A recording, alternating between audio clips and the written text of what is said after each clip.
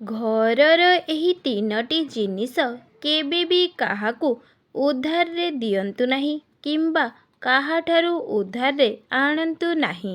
ଜାଣିବା ଆଗରୁ ମହାଦେବଙ୍କ ଭକ୍ତଗଣ ଭିଡ଼ିଓଟିକୁ ଗୋଟିଏ ଲାଇକ୍ ସବସ୍କ୍ରାଇବ୍ ନିହାତି କରନ୍ତୁ। ପ୍ରଥମେ ଲୁଣ। ଲୁଣ କେବେ ବି କାହାକୁ ଉଧାରରେ ଦିଅନ୍ତୁ ନାହିଁ। ବିଶେଷ କରି ରାତି ସମୟରେ କାହାକୁ ବି ଲୁଣ ଦିଅନ୍ତୁ ନାହିଁ। ଦ୍ୱିତୀୟରେ ପିଆଜ ଏବଂ ରସୁଣ। ପିଆଜ ଏବଂ ରସୁଣରେ ରାହୁ ଏବଂ କେତୁଙ୍କର ପ୍ରଭାବ ରହିଥାଏ। ସେଥିପାଇଁ କାହାକୁ ଏସବୁ ଉଧାରରେ ଦିଅନ୍ତୁ ନାହିଁ କିମ୍ବା କାହାଠାରୁ ମଧ୍ୟ ଉଧାରରେ ଆଣନ୍ତୁ ନାହିଁ। ତୃତୀୟରେ ହଳଦୀ। ହଳଦୀକୁ କାହାକୁ ଉଧାରରେ ଦିଅନ୍ତୁ ନାହିଁ କିମ୍ବା କାହାଠାରୁ ଉଧାରରେ ଆଣନ୍ତୁ ନାହିଁ।